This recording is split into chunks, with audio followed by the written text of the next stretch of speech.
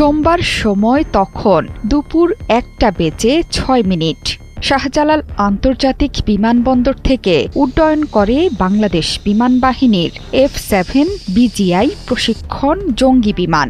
আন্তঃবাহিনী গণসংযোগ অধিদপ্তর ISPR এর তথ্যমতে উড্ডয়নের পরপরই এটি ভেঙে পড়ে উত্তরার মাইলস্টোন কলেজের একটি ভবনের ওপর। এই বিমানের নির্মাতা দেশ চীন।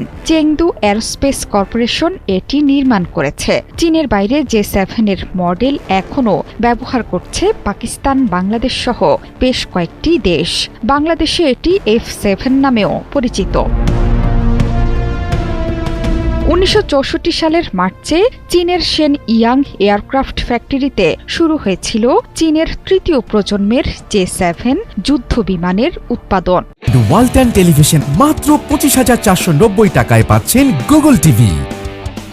এরপর তৈরি হয়েছে J-7 এর অসংখ্য মডেল, বিক্রি হয়েছে বহু দেশে।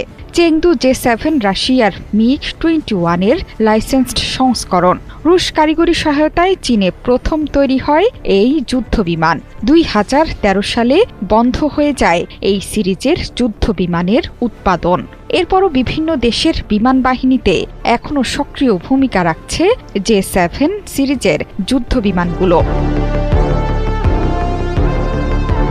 এই যুদ্ধবিমানগুলো মূলত ইন্টারসেপ্টর হিসেবেই ব্যবহৃত হয়ে থাকে। স্বল্প পাল্লার infrared homing air two air missile দিয়ে সজ্জিত। মূলত স্বল্প পাল্লার এয়ার টু এয়ার যুদ্ধের জন্য নকশা করা হয়েছে এই যুদ্ধবিমান। বিমানটি আকাশ থেকে ভূমিতে আক্রমণের জন্যও ব্যবহৃত হয়। বাংলাদেশ বিমান বাহিনীর কাছে বর্তমানে 30-এর বেশি F-7 BGI মডেলের বিমান আছে। এগুলোই চেংদু J-7 বিমানের রফতানি সংস্করণ। বিশেষভাবে বাংলাদেশের জন্য নকশা করা হয়েছে। সাধারণত F-7 যুদ্ধবিমানগুলোকে ইন্টারসেপ্টর এবং গ্রাউন্ড অ্যাটাক রোলেই ব্যবহার করা হয়। সোভিয়েত রাশিয়ার MiG-21 যুদ্ধবিমানের মতো সিঙ্গেল ইঞ্জিনের হালকা এই যুদ্ধবিমানগুলো। সামরিক কয়েকটি ওয়েবসাইটের তথ্য বলছে বাংলাদেশ বিমান বাহিনী বহরে 50-এর কাছাকাছি বিভিন্ন ধরনের বিমান রয়েছে। এর মধ্যে চীনের নির্মিত F-7 36টি আর রাশিয়ার তৈরি 8টি MiG-29ও আছে বিমান বাহিনীর বহরে। এছাড়া চীনের FT-7 প্রশিক্ষণ যুদ্ধবিমান, যুক্তরাষ্ট্রের লকহিডের 2টি সিরিজের কৌশলগত পরিবহন বিমানও আছে এই বাহিনীতে।